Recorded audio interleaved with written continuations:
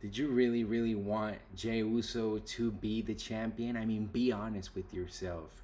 Do you really want to see him continue to get these opportunities? It doesn't make sense. We've seen it all before.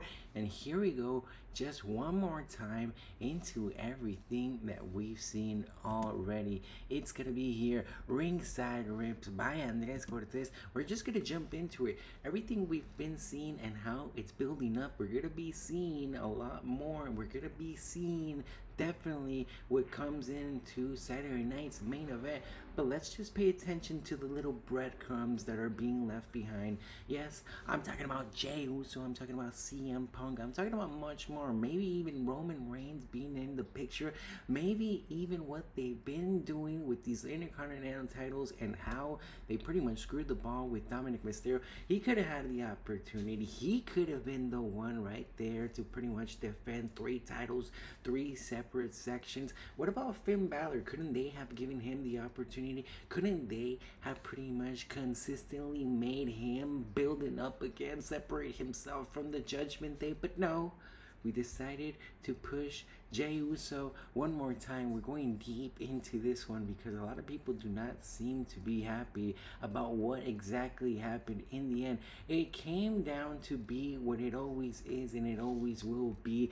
It seems like Jey Uso is owed a favor, and I'm not talking about those tribal Jeep favors. I'm not talking about those things that we need to expressify or genderify. We're talking about the things behind the scenes, the family minds, the things that are all tied down to what it actually means to be a part of the bloodline, what it actually means behind the scenes, behind the stages, pulling those little levers, calling up those people in the suits, as you would mention. And it all comes down to this: who exactly is getting the benefits of this? Who exactly do we see? Of course, we're announcing that Big Brother Jimmy is having a baby. We're announcing that Naomi is taken away. We've seen that now this new path, we've seen this new mentality for Jey Uso.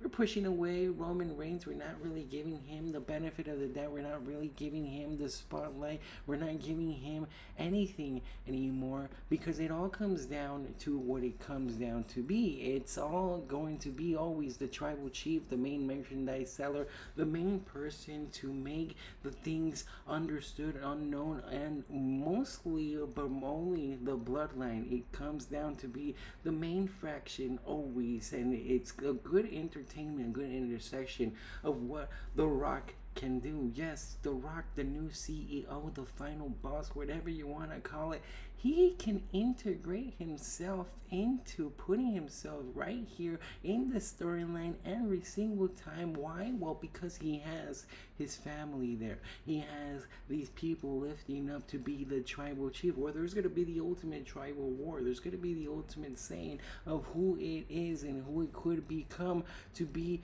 the ultimate winner of this tribal kingdom, of this ultimate thing. Don't forget, we have, of course, my MFTs, Hila Hakutua, we have Tama Tongo, Tongolo, we have Jacob Batu, and so much other people still to come. It's a whole bloodline. It's gonna be here forever, and that's exactly what someone like the owner, the person that wants to be controlling the WWE would want. And why not push him at this very moment? Give him the opportunity right now to claim his spot. Jey Uso with the main merchandise being sold, with the catchphrase. Why not, after a successful lanyard of being a tag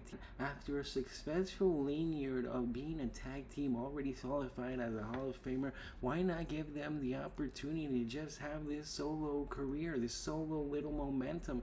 It's not gonna stick forever. Are they even gonna make the main event the main event? And I'm talking about Jey Uso against CM Punk being the main event. And however people may feel about Jey Uso getting the opportunity opportunity, it comes tenfold for whatever happens with CM Punk. Now, the storyline continues to run deep because it's what they want to do. It's what they want to continue to build up. It's what they want us to build. If it were not gonna be Seth freaking Rollins against Roman Reigns, if it's not gonna be anything but that at, of course, WrestleMania, then it should of course be something that we get to see, and it could be a family feud. It becomes to be something such as maybe Roman Reigns against the Usos. Maybe it becomes again another showing of Jimmy against Jay, maybe part 2, and it's another type of storyline that they're building. Now, Cody Rhodes against Drew McIntyre, it seems to be something that people wanted. They wanted to see a